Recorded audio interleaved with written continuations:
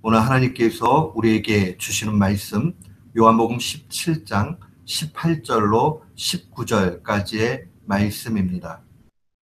요한복음 17장 18절로 19절 말씀,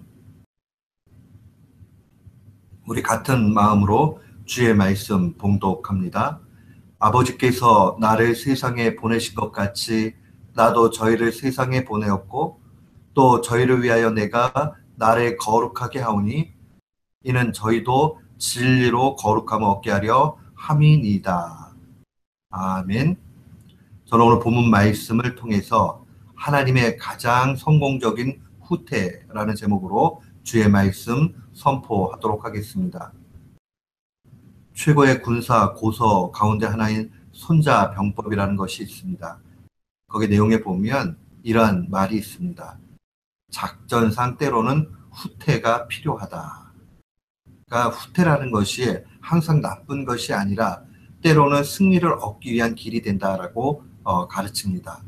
앞으로 전진하는 것만이 전쟁의 승리가 아니라 후퇴하는 것이 승리의 길 된다는 뜻입니다. 인생의 삶의 방식도 그러합니다.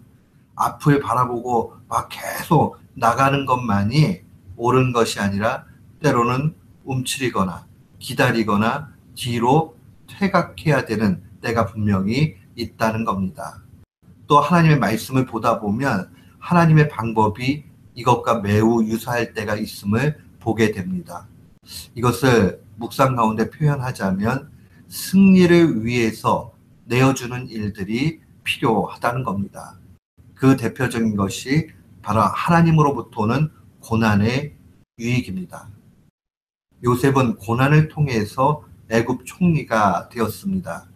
그것은 단순히 자신의 개인적인 영광의 승리일 뿐만 아니라 승리의 차원에 있는 것만이 아니라 이스라엘 전체를 살리는 하나님의 구속 역사에 아주 중대한 일들 가운데 있습니다.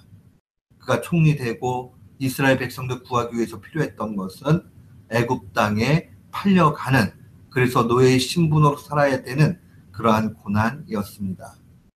자신의 인생을 회고하면서 이 요셉이 그런 이야기 하지요. 창세기 45장 7절에 보면 하나님이 큰 구원으로 당신들의 생명을 보존하고 당신들의 후손을 세상에 두시려고 나를 당신들보다 먼저 보내셨다라고 증거합니다.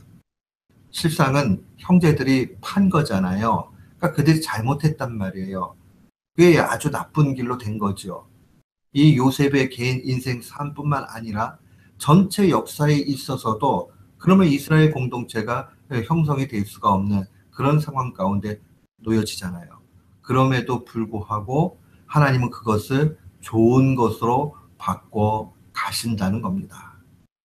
오늘 이와 유사하게 오늘 본문 말씀도 동일한 각도에서 증거를 합니다.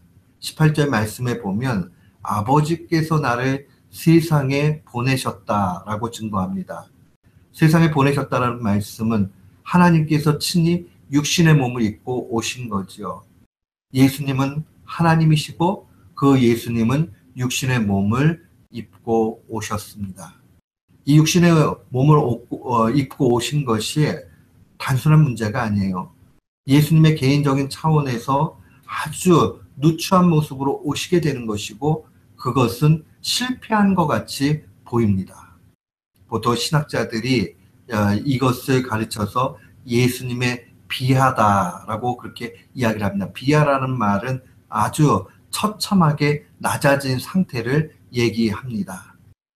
육신의 몸을 입고 이 땅에 오신 것, 고난당하신 것, 죽으신 것, 장사되신 것, 이 전 과정 자체를 예수님의 비하다 그렇게 이야기를 합니다. 육신으로 오셔서 온갖 수모와 고통 당하시고 죽으시고 장사된 걸 보면서 야, 그 참 좋다 그렇게 보는 사람은 아무도 없습니다. 그러나 그 비하는 승리를 위한 전제 조건입니다. 최고의 후퇴적 모습이지만 거기에 역사와 능력이 있습니다. 칼빈은 예수님의 비하에 대해서 그의 성육신에 대해서 이렇게 증거합니다. 그리스도께서는 종의 인격을 취하신 때부터 우리를 구속하시려고 해방의 값을 치르시기 시작했다라고 증거합니다. 종의 인격이라는 게 뭐예요? 그 바로 육신의 몸을 입고 하나님께 100% 순종하신 그 모습을 의미합니다. 우리는 어떻습니까? 우리의 삶 가운데 고난이 오고 어려움이 오고 하게 되면 야, 이러다가 나 끝나는 거 아니야? 라는 생각될 수 있어요. 그러나 그것이 바로 우리가 그 다음 앞으로 승리로 나아갈 밑거름이 된다는 사실을 반드시 기억해야 됩니다.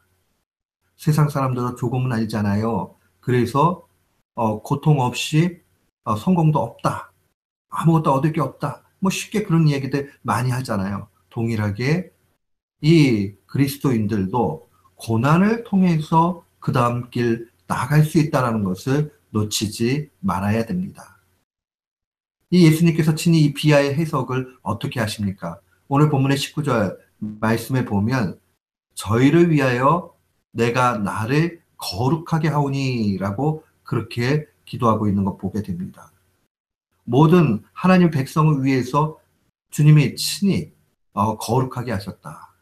이 거룩이라는 것은 바로 방식의 다름을 의미하고 관계의 다름을 의미합니다.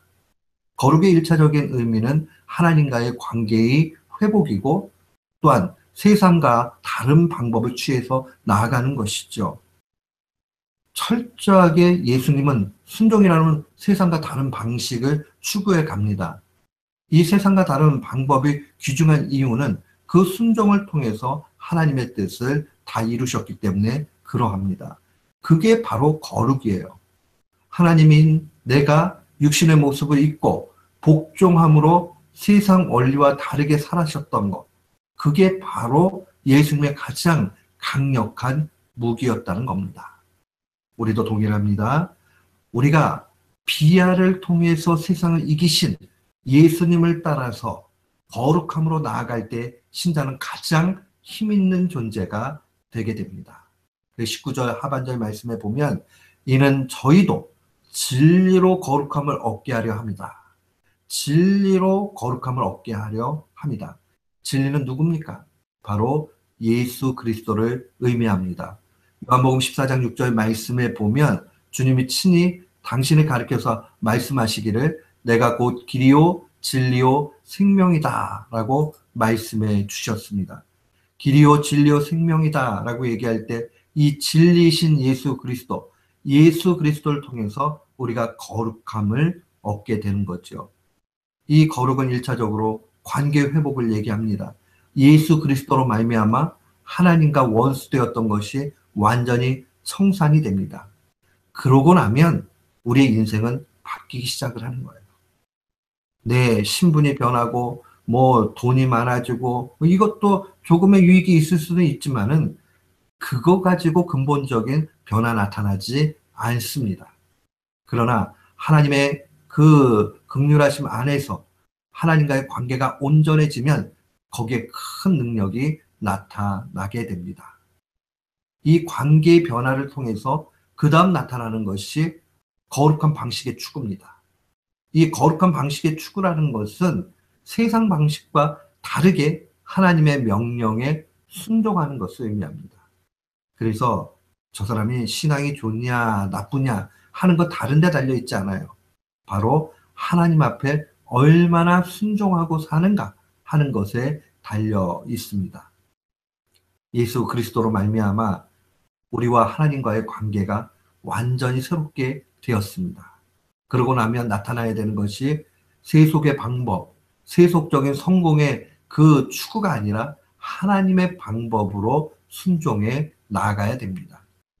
사랑하는 성도 여러분, 우리가 이 땅 가운데 잘 되는 것이 필요 없는 것은 아닙니다. 그러나 잘 되기 위해서 세속적인 방법을 사용하면 망합니다. 그러나 하나님의 방식을 사용해 나가면 하나님께서 높이실 때에 그것은 참다운 영광이 되는 것이고 하나님이 그것으로 족하다 말씀하시면 족한 것이 가장 좋은 것이 되고 마는 겁니다. 우리는 좀 더 구체적으로 대강절을 지내가면서 결단을 내려야 됩니다. 하나님과의 관계가 가장 중요합니다. 우리의 신앙의 목표가 내가 이렇게 가면 내게 이익이 되겠다, 뭐가 되겠다 하는 것보다 먼저 기억해야 되는 것은 내가 이렇게 살면 하나님과 관계가 좋아지나 나빠지나 이걸 먼저 기억해야 됩니다. 또한 내가 세상적인 방식 추구해서 뭐를 얻어야지 하는 것을 포기하고 하나님 방법대로 가서 조금 미련해 보이고 또 실패할 확률이 높아지고 해도 하나님의 방법이 그것을 원하면 그렇게 가야 되겠다 하면 그게 가장 좋다 분명히 말씀드릴 수 있습니다. 하나님의 말씀은 계속적으로 우리에게 이것을 도전합니다. 미국의 상황은 어떤지 모르지만 한국에서 건축을 하려고 그러면 이 관공서에 뭔가 떡값 같은 걸 주지 않으면 어려운 상황들이 있는 얘기를 들은 적이 있습니다. 근데 어느 이름을 댈 만한 교회 중에 한 교회가 건축을 하면서 당회에서 결의를 한 거예요. 우리는 관공서에 그렇게 하지 않겠다. 이 건축이 어려워지고 비용이 더 발생을 하고 시간이 지체가 돼도 우리 이거 하나만큼은 좀 지키고 가자 하면서 그 목사님이 결단을 내리고 모든 장로님들이 함께 해서 그렇게 결단을 내렸습니다. 그것이 쉬운 일 같지만 쉽지 않아요. 그때 어떤 장로님들은 반대했습니다. 목사님 그거는 신앙의 원리지 세상에는 그게 먹히지 않아요 라고 얘기했습니다. 그러나 그래도 신앙의 결단을 내리고 그대로 갔습니다. 물론 그 과정 중에 얼마나 큰 어려움이 있었는지 그 목사님을 통해서 들은 적이 있습니다. 살다 보면 그런 어려움이 있어요. 그러나 그것을 뿌리치고 갈 수 있는 것, 그게 바로 대강절을 맞이하고 대강절을 통해서 주님의 메시지에 집중하는 신자의 모습입니다. 거기에 신자의 영적 능력이 있는 것입니다. 야고보서 1장 27절에 사도는 증거합니다. 하나님 아버지 앞에서 정결하고 더러움이 없는 경건은 곧 고아와 과부를 환난 중에 돌보고 또 자기를 지켜 세속에 물들지 아니하는 것이다. 세속에 물들지 아니하는 것, 그것이 중요합니다. 사랑하는 성도 여러분, 오늘 우리도 살아갈 때에 거룩하신 주님 바라보며 거룩의 방식 기억하며 두 가지 질문들을 하세요.